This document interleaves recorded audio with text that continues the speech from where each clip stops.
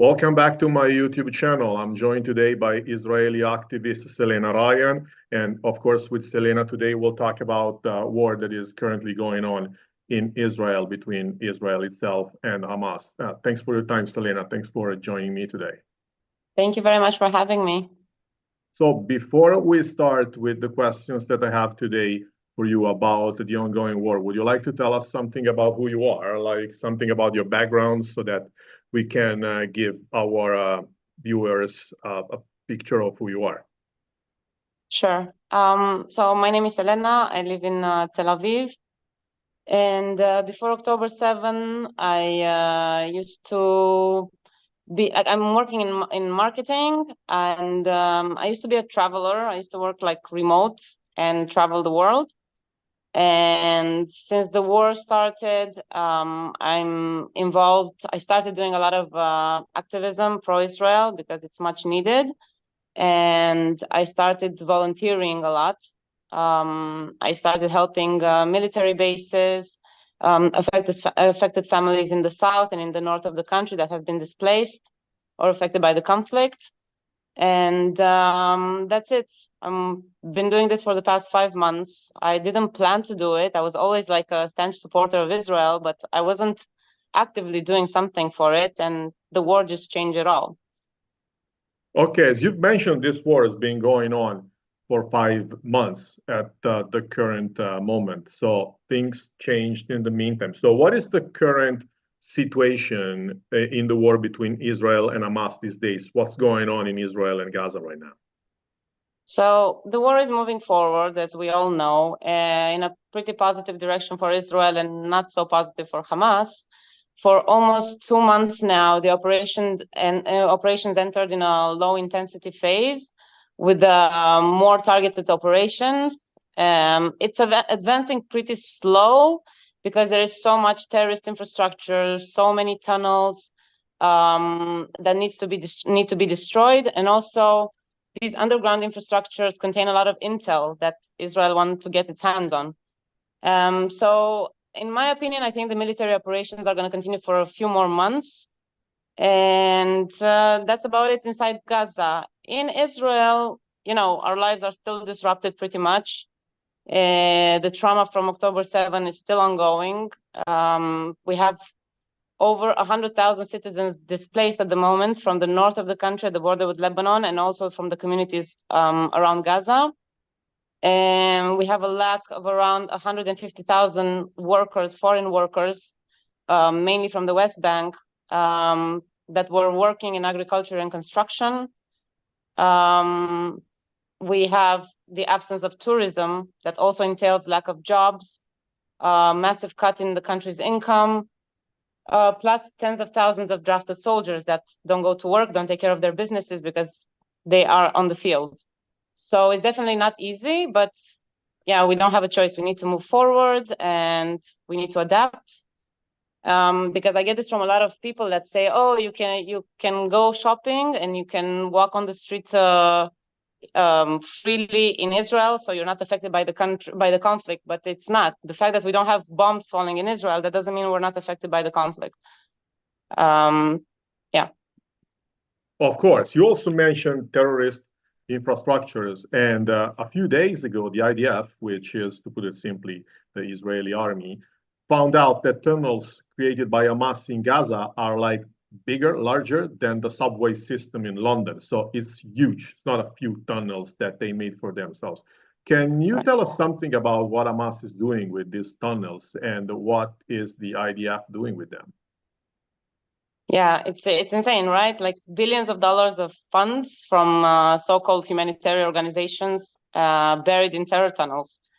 And it's crazy that they all pretend that they just found out now about these tunnels.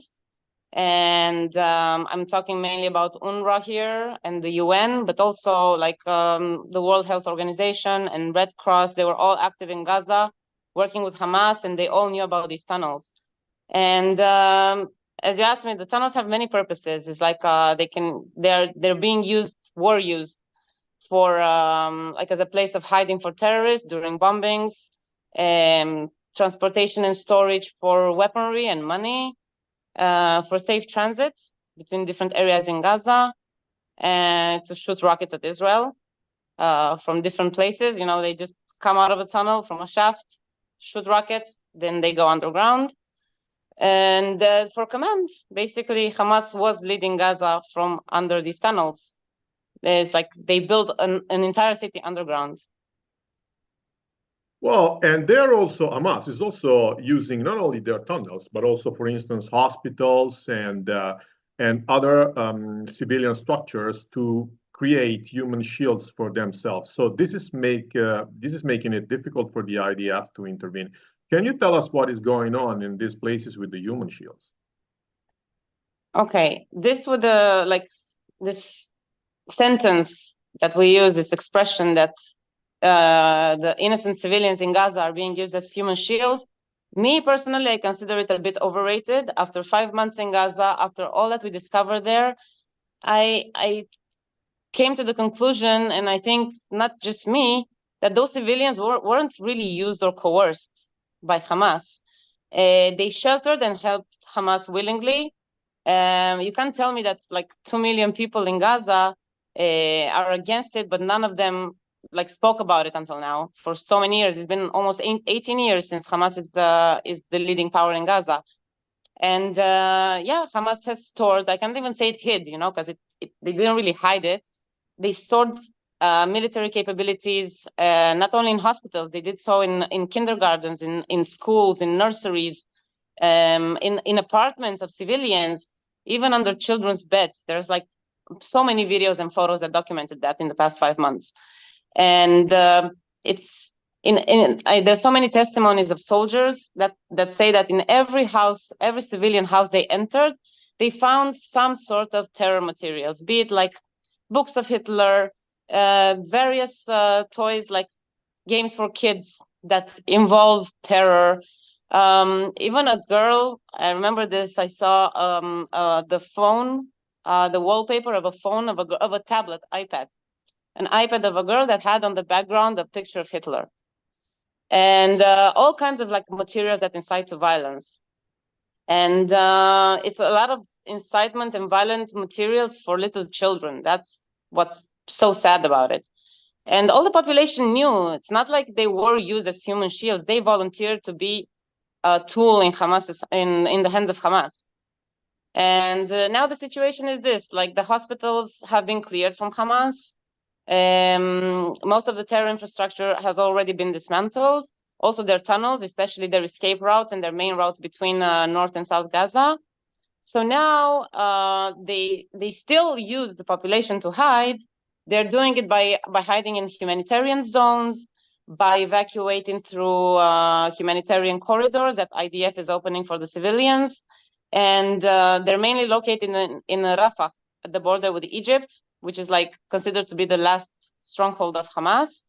And that's why the next and final step of this war is to dismantle Hamas in Rafah. It must be done, and it will be done sooner or later. Well, but still I understand what you mean, like that these people were not forced, but they are actually, in your opinion, supporting Hamas willingly. But still, I think that the IDF has to do something to make sure that they are minimizing civilian victims in Gaza and the West Bank. What are they doing to do that? Like to take all the measures inside during the war, I think IDF has done more than enough during this conflict to protect the civilians. They dropped hundreds of thousands of flyers over Gaza with the warnings for evacuation. They made hundreds of thousands of phone calls to civilians to warn them that a specific building is going to be struck or they need to evacuate a specific area. We opened humanitarian corridors for civilians to evacuate. We made sure that hospitals function even during military operations with IDF soldiers inside the hospitals. There's many measures that were taken, and I don't think any country in the world ever has done this with an enemy they're at war with. That's the thing. And plus that, there's this very gray line between civilians and terrorists in Gaza in specific. It's they're so embedded and like so intertwined, the terrorists and the civilians, that it's very hard to determine who's a civilian and who's a terrorist.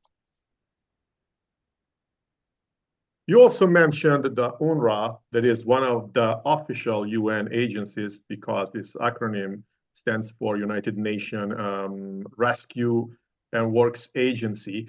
And some of their people in Palestine was backing Hamas and helped them organize the attacks on October 7th. How is this possible? I mean, how can we trust the UN if one of their agencies does something like that?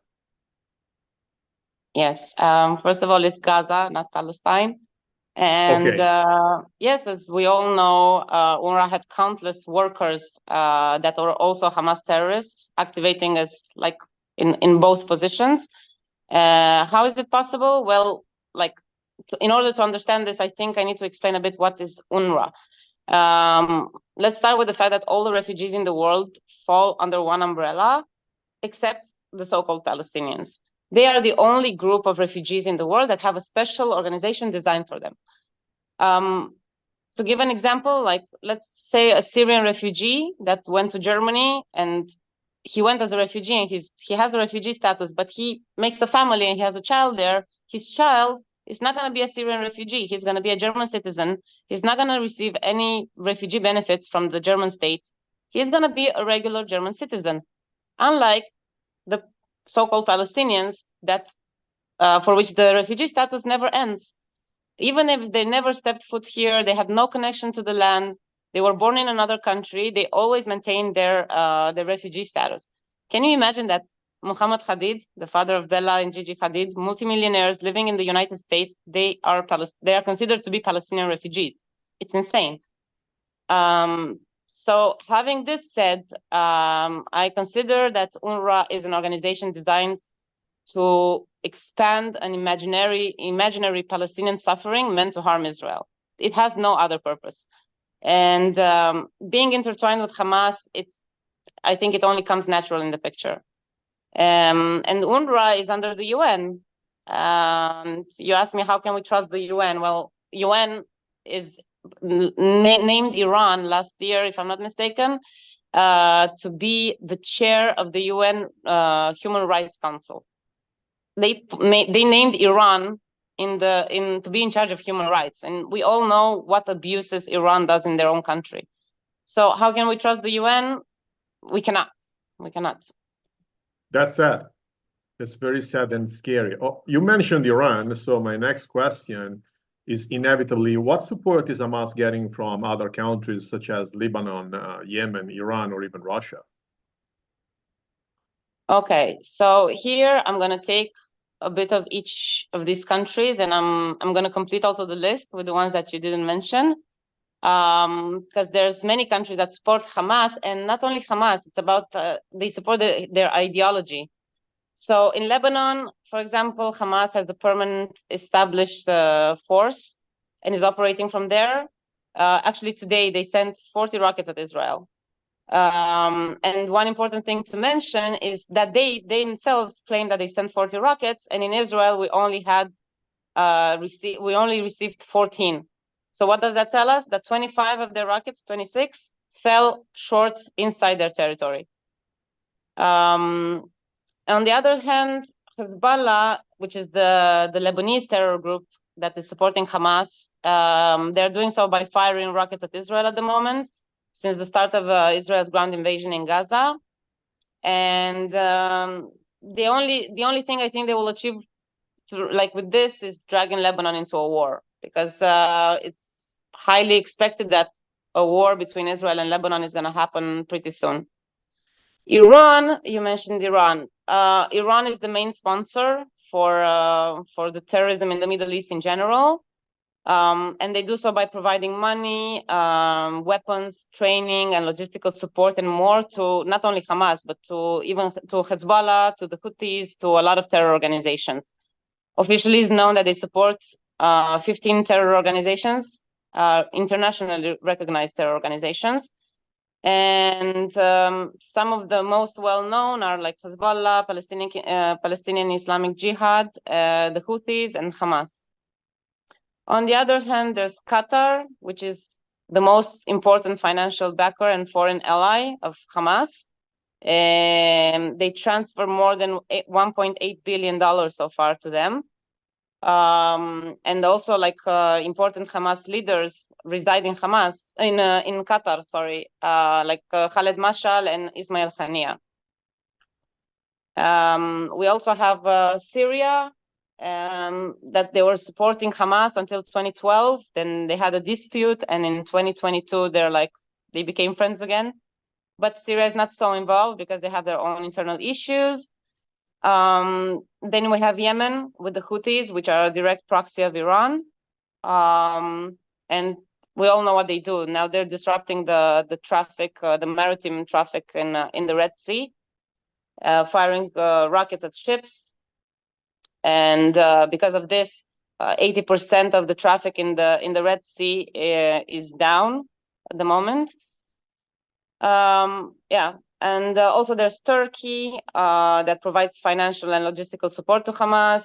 They often host senior Hamas members like Saleh Al-Nouri, Ismail Hania, and Khaled Mashal. And also Hamas has even established a command post in Turkey to recruit terrorists and oversee operations in the Middle East. And then we have South Africa, which we all know what they do. They just sued Israel in the international court for apartheid and genocide. It's unbelievable, but it happened. Also, even Venezuela, countries like Venezuela and Cuba support Hamas from overseas in various ways. And the last one is Russia, which maintains diplomatic relations with the political wing of Hamas, but they don't really help them. They just maintain some sort of relations and influence them, but we don't really know in what way, because in November last year, when we had the ceasefire and we had hostages released, Putin somehow managed to release one hostage that had double citizenship, Russian and Israeli, and we don't know what he offered to Hamas, but he got him released, which is the most important. So these are, in big lines, the countries that support Hamas. Okay, and what do you think that the government of Netanyahu is doing, or how are they doing in facing this crisis? Because Netanyahu is getting some criticism these days. For instance, if I remember well, last week or the week before, even President Biden said, you guys are overreacting or something like that. So what do you think about how your government is facing this? Yeah. Listen, as a voter of Netanyahu, until even including the last elections, I consider that he created this crisis. He created this situation for 20 years. He let Hamas grow in what it is today, and he stayed in power for 20 years by saying that he will keep us safe. And look what the terror hub Gaza has grown to be. And also Hezbollah on the northern front has 250,000 rockets pointed at us. And don't get me wrong, I think Netanyahu is a brilliant politician. I think he has some exceptional achievements in his career. But overall, and specifically on the security issue, he completely messed up. He failed us. And now I think he continued. It's funny that Biden said that we overreacted in our answer. I think America would have erased Gaza in day one if what happened to us would have happened to the US. And I don't think anyone does that, because we know the history of America and the countries that bothered them in the past and how they reacted to it. My problem is that I think we're reacting too soft. And I think that Netanyahu is continuing to harm Israel by following the politics of the West instead of doing what's good for us, even if it doesn't fit the United States agenda. He never really tried to solve the issues here that we have with the Arabs. He just placed patches, here and there. And at some point, when a thing is patched too much, it breaks. And I think this is the situation we're at now. It's it's very hard to handle the situation, because we're at a point where we got to this like boiling point with Gaza, West Bank, and Lebanon at the same time, and they don't know how to handle it. What do you think can be a long-term solution for the Gaza Strip? Give us your opinion, really. What do you think? Well, yeah, I wish I could have all the answers. First of all, it's not easy, and I don't think no one really knows for real in specific what will be the future, how this region is going to look in 50 years or 100 years from now. But the solution for now, for short term, starts with dismantling Hamas, the terror organization that governed Gaza for the past 18 years. And this is where we're at this point. Israel must, in my opinion, and it's already kind of been decided as far as I saw, to maintain a permanent presence in Gaza for at least a few years. Also, UNRA needs to go from Gaza. Obviously, they have no place there. We need to like bring other organizations that are not oriented towards terror, and I think the most important step is education, like to provide the children in Gaza an education that is not based or related to terror. That's it. We need to take the propaganda out of the schools, because this has been a strong factor of indoctrination there for the past 18 years. Listen, like in my opinion, and a lot of Israelis think the same, when we left Gaza, Gaza had the chance to be like Singapore. Singapore is a very tiny piece of land, and they live in peace. They live in prosperity, and Gaza could have been just the same, but they chose not to. And it won't work. It will never happen as long as their existence and their dreams revolve around destroying Israel. Well, what do you think about what the West is doing in supporting Israel? Should the West do more, or should they let Netanyahu do what he wants? I think the West should do less and let us do more. Pretty fed up with how like other countries are dictating us how and in which way we should deal with terrorism and with the situation we have here, when they're doing a very bad job at it themselves in their own countries. We can all see the Islamic extremism being on the rise in Europe, and none of these countries are handling it in any good way. And also regarding Israel, they say they help us, they give us with one hand, and they choke us with the other hand, and they don't let us advance and do what we have to do. Well, many thanks for your very precious explanations, because I think that what we get from the news is the opinions of people who are actually not living inside these zones involved, such as Israel, as you are. So I think that this insight that you gave us is very precious for this reason. So thanks again for accepting my invitation for today. Thank you so much for having me and for listening to me. Thank you. Thanks everybody else for watching this, and see you all next time. Bye-bye.